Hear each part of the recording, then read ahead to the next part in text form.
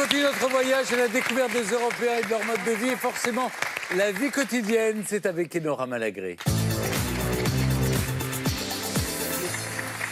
Alors aujourd'hui, un sujet qui fâche, c'est les notes à l'école. Comment ça se passe justement en Europe? Je me suis intéressée aux notes, parce qu'il est humiliant quand même en France, le 5 sur 20, comme ça, hurler devant toute la classe d'une bande d'élèves beaucoup trop propres et blonds. 5, c'est déjà pas mal. Et 5 encore, ça va. Du coup, et je sais que 40% des profs en France ne sont plus d'accord avec ce système de notation, voudraient que ça change, et voudraient prendre exemple justement sur nos camarades européens, parce que vous êtes un petit peu moins stricts que nous. Alors du coup, qu'est-ce qu'elle a fait, Nora? Elle a amené quoi? Un tableau. Ces petits tableaux. Ces petits tableaux, ces petits chiffres, regardez comment ça se passe chez nos potes européens. Alors nous avons des notations chiffrées en Europe. Par exemple, en Allemagne, c'est complètement différent de chez nous. C'est de 6 à 1. 6 étant le moins bien et 1 le meilleur. C'est le seul pays où j'aurais pu être premier. Absolument. Au Danemark, chez toi, ma chérie, de -2 à 12. Moins 2, c'est chaud quand même. C'est bizarre de mettre des notes négatives. C'est une notation d'ailleurs qui est récente. C'était pas la notation de mon enfance. Quand j'étais à l'école, c'était de 3 à 13.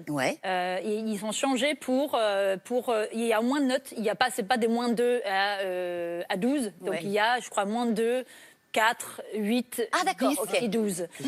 Et du coup, c'est la moyenne qui compte. Mais c'est une notation qui intervient très tard. Donc, c'est à partir de 14 ans. Donc, on ne note pas du tout les enfants pendant l'enfance. Donc, c'est vraiment pas noté. On encourage tous les talents.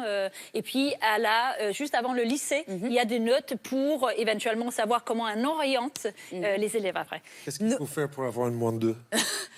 Rien. Il faut avoir rien faire. Tout mauvais, tout à l'envers. Il faut rien faire. Noé, chez toi aussi, il y a des chiffres, je crois. Alors, absolument. Et Nora, chez nous, ça va de 1 à 5. À 5, c'est ça, Voilà. 5, tu es brillant. Et à 1, eh bien, 1 et 2, tu es mauvais, tu es nul, tu dégages. Mais en fait, ça ne change rien. Sympa, Non, mais les en fait, Hongrois. on a beaucoup, c'est un système qui est très strict. Il y a beaucoup de par cœur, beaucoup de rigueur. C'est très militaire, en fait, chez nous. Ouais, il paraît. Et en fait, ce qui se passe, c'est que ça laisse pas beaucoup de place, en fait, à l'imagination et à la créativité, aux gens au profil un peu différent. Donc voilà, c'est une pédagogie qui est pas très passionnante. Alors justement, il y a d'autres pays où il n'y a pas de système de notation chiffré. Je pense par exemple à la Suède. Vous allez voir où ce sont plutôt des lettres, me semble-t-il, de A à F.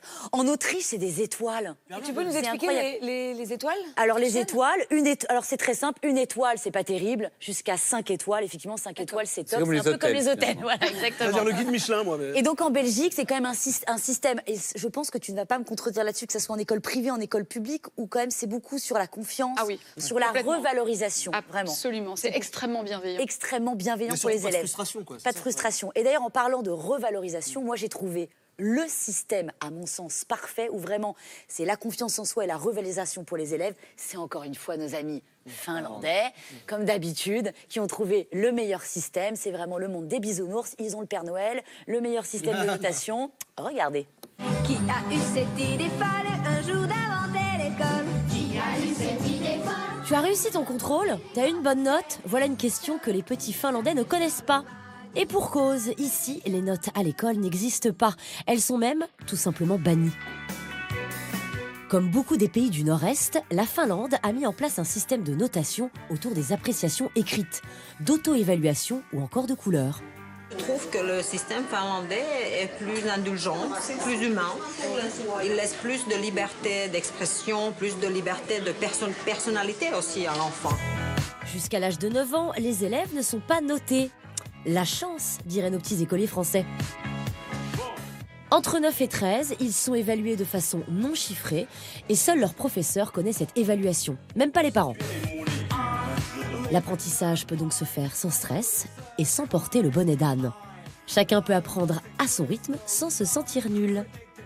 Et si toutefois le professeur le jugea nécessaire, les enfants sont pris en charge immédiatement par des cours de soutien, en groupe ou seuls, pour redonner confiance à l'écolier, ni vu ni connu.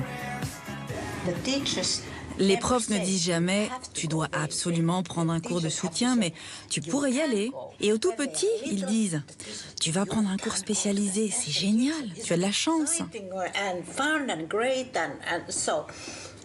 Ainsi, les élèves apprennent dès le début de leur scolarité que les cours de soutien sont super et que c'est ainsi que ça marche, car les profs eux-mêmes n'en font pas un problème.